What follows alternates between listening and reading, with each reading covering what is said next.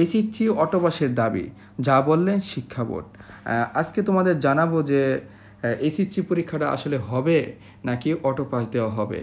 আরেকটা বিষয় কিন্তু গুঞ্জন উঠেছে, তা হচ্ছে এসএসসি পরীক্ষার ফলাফলের উপর ভিত্তি করেও এসএসসি এটার রেজাল্ট দিতে পারে। তো পুরো ভিডিওটা না দেখলে কিন্তু তোমরা বুঝতে পারবে না আসলে কি হতে চলেছে তোমাদের বিষয়ে। ঢাকা পোস্ট এখানে বলা হয়েছে বাতিল হতে পারে এসএসসির রুটিন, আসতে পারে অটো পাসের সিদ্ধান্ত। তারপর আসলে কি বলা হয়েছে, কোটা সংস্কার আন্দোলনের কারণে স্থগিত হওয়া এসএসসি ও সমমানের বাকি পরীক্ষা নেওয়ার রুটিন প্রকাশ করেছে অন্তঃশিক্ষা বোর্ড। নতুন রুটিন অনুযায়ী স্থগিত পরীক্ষাগুলো আগামী 11 সেপ্টেম্বর হওয়ার কথা ছিল, তবে পুনর্বিন্যাসকৃত সময়সূচি বাতিল হতে পারে। শিক্ষা মন্ত্রণালয়ের মাধ্যমিক ও উচ্চশিক্ষা বিভাগের সিনিয়র সচিব ডক্টর শেখ আব্দুর রশিদ এমন নির্দেশনা দিয়েছে বলে জানা গেছে।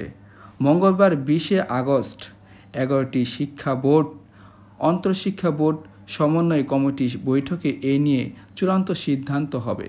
শিক্ষা মন্ত্রণালয় ও ঢাকা শিক্ষা ভোট সূত্র এ তথ্য নিশ্চিত করেছে। এছাড়া শিক্ষা বোর্ডে দিনভর বিক্ষোভ করা শিক্ষার্থীদের বিষয়টি প্রকাশ্যে জানিয়ে দিয়েছেন বোর্ডের কর্মকর্তারা।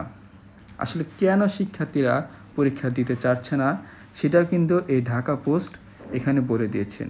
জানা গেছে এসএসসি ও সমমানের কিছু বিষয়ে পরীক্ষা সময়সূচি অনুযায়ী অনুষ্ঠিত হয়েছে, আর কোটা সংস্কার আন্দোলনের কারণে কিছু বিষয়ের পরীক্ষা স্থগিত হয়ে যায়।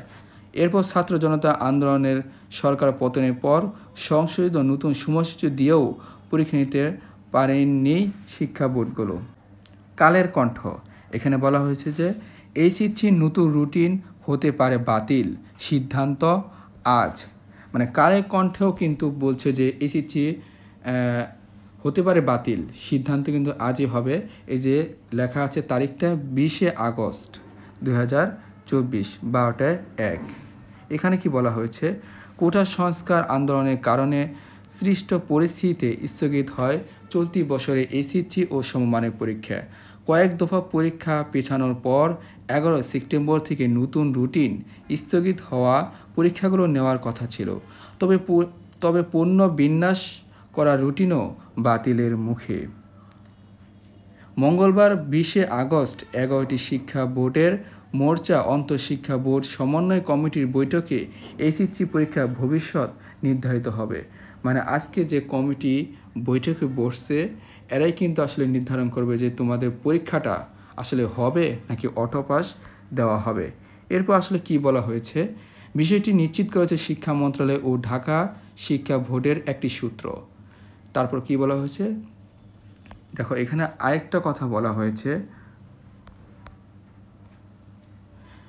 ছাত্রদের দাবির সম্পর্কে একটা কথা বলা হয়েছে যে তাদের দাবি অনেক শিক্ষার্থী আন্দোলনে অংশ নিয়ে হতাহত হয়েছে। মানে এই কোটা সংস্কার আন্দোলনে অনেক এসএসসি পরীক্ষার্থী কিন্তু অংশ নিয়েছিল এবং তারা জীবনের বাজি রেখে এই আন্দোলন সফল করেছে। এই আন্দোলনকে সফল করার জন্য তারা কিন্তু অনেকেই হতাহত হয়েছে, অনেকেই এখনও হাসপাতালে চিকিৎসাধীন। তাছাড়া বিভিন্ন থানায় রাখা প্রশ্নপত্র ও উত্তরপত্র পড়ে যাওয়ার খবরও পাওয়া গেছে।